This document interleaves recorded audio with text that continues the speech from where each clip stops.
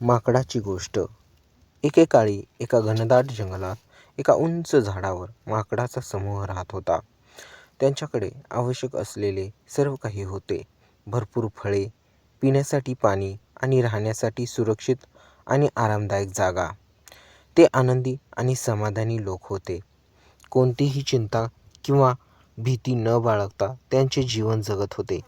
एके दिवशी एका शहाण्या माकडाला चमकदार गोलाकार वस्तूंचा एक मोठा ढीग आला. तो सोनेरी सफरचंदाचा ढीग होता. माकडाने एक सफरचंद घेतला आणि त्यात चावा घेतला. त्याने कधीही चाखलेले ते सर्वात गोड आणि स्वादिष्ट फळ होते. माकडाने सोनेरी सफरचंद आपल्या टोळीकडे परत नेले आणि आपल्या सहकारी माकडांसोबत वाटून घेतले. त्यांनाही हे फळ आश्चर्यकारकपणे गोड आणि स्वादिष्ट असल्याचे आढळले. त्या दिवसापासून माकडे सोनेरी सफरचंदाशिवाय कशाचाही विचार करू शकत नाहीत. ते रात्रंदिवस त्यांच्याबद्दल बोलायचे.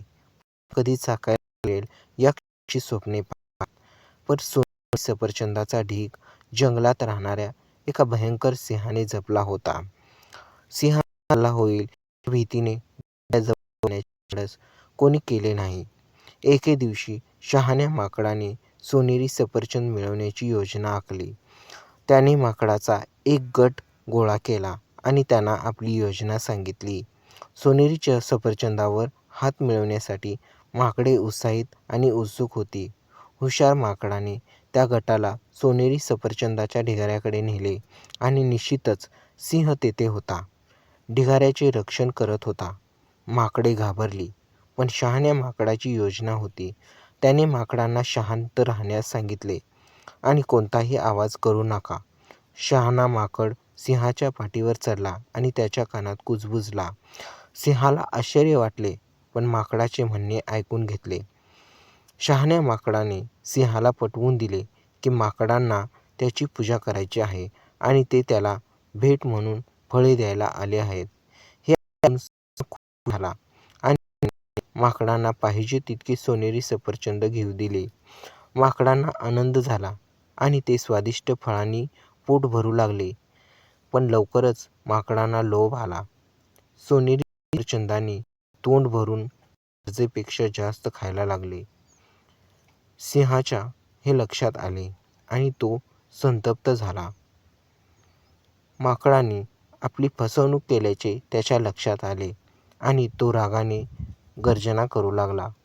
माकडे घाबरली आणि त्यांनी पळून जाण्याचा प्रयत्न केला, पण तोपर्यंत उशीर झाला होता.